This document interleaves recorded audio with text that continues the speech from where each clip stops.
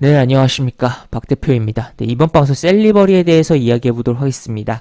영상 하단에 좋아요 한 번씩 눌러주시고 이야기 시작해 보도록 하겠습니다.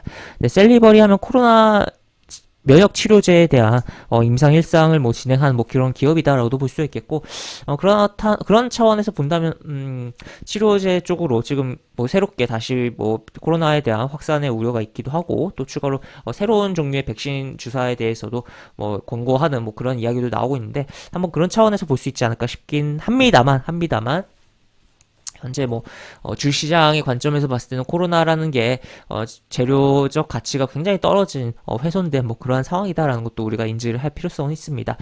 그리고 또 한편으로는 셀리버리가 무상증자를 지난번에 했었기 때문에 최근 무상증자와 관련해서도 무상증자 했던 종목들이 다시 한번 강한 반등이 나오고 흐름이 나온다는 점에서도 한 번쯤 움직여주지 않을까 뭐 그런 관점으로 볼 수가 있겠는데, 이쪽의 영역에서도 어떻게 보면 무상증자 했던 종목들이 오늘도 움직임이 나온 종목들이 있습니다만 상한가까지는 가지 못하고 좀 끝물로서 좀 약해진 부분이 있었다. 그래서 두 가지 지금 이야기들이 재료적인 측면에서는 조금 아쉬운 부분들이 분명히 있는 그런 종목이긴 합니다만, 차트를 좀 크게 봤을 때는 뭐 미끄럼틀 탔나요? 계속적으로 떨어졌는데, 정말 이렇게 악재적으로 떨어졌을 경우에는 추가로 한번 브레이크 잡고선 나중에 한 번이라도 다시 한번 시세가 나올 가능성이 있다라고도 볼 수 있겠고, 여기서 꽤 많은 흐름이 나왔었죠. 이미 나오고 다시 한번 또 저점을 만들었지만, 이 저점이 그렇게 크게 강력하게 앞에와 차이가 나냐라고 봤을 땐 그렇진 않다라는 거죠. 그러면 한 차례 돌려지면서 다시 한번 어느 정도의 흐름은 잡아줄 가능성을 우리가 차트적으로는 생각을 해볼 수 있지 않을까 싶고, 또 이 제약바이오가를 좀 관심을 가져야 된다는 측면에서, 그러니까 코스닥에 있어서는 제약바이오, 그 다음에 2차전지, 그 다음에 콘텐츠, 드라마와 게임이 3대 축이다라고 표현을 해볼 수가 있겠는데, 저 같은 경우는 지금 제약바이오를 계속적으로 좀 관심을 가져야 되는, 오늘 같은 경우야 물론 2차전지에 대한 부분이 흐름이 좋았습니다만, 제약바이오를 좀 계속적으로 관심을 가져야 된다는 관점에서 본다면 이 종목을 좀 바라봐야 될 측면도 있다라고도 볼 수 있겠습니다. 그래서 짧게 여러 가지 이야기들을 많이 해드렸는데, 차트의 관점에서 본다라면, 차트를 중심으로 좀 이야기를 좀 더 나눠본다면, 주가가 이렇게 쭉 빠졌는데 약간 요 빠진 흐름이 어제 이 흐름과 굉장히 유사하다는 거죠.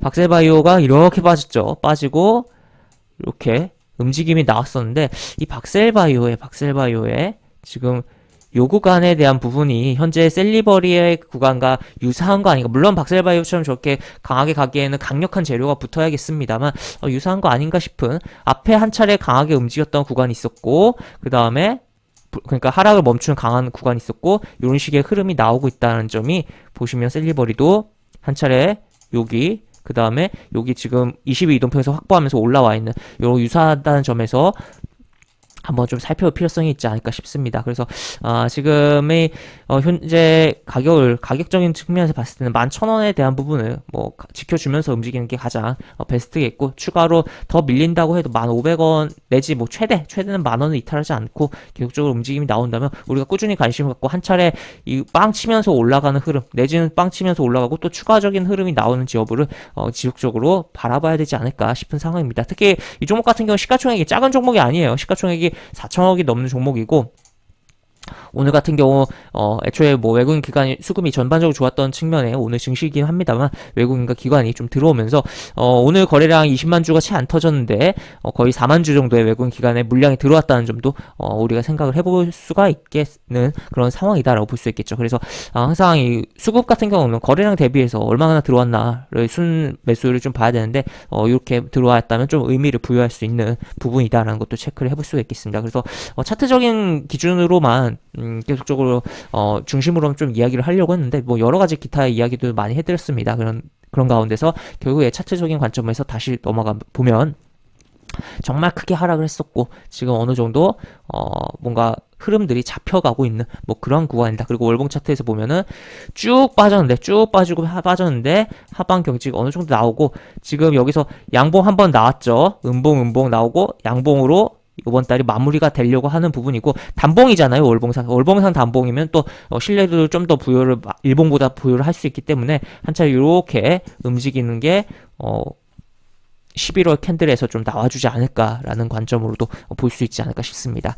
네, 이렇게 볼 수 있겠고, 영상 하단에 보시면 설명과 댓글 부분에 동일한 링크가 들어갑니다.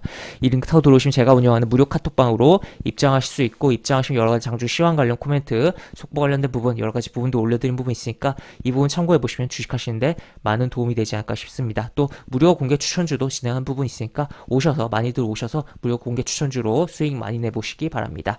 이상 박 대표였습니다. 네, 감사합니다.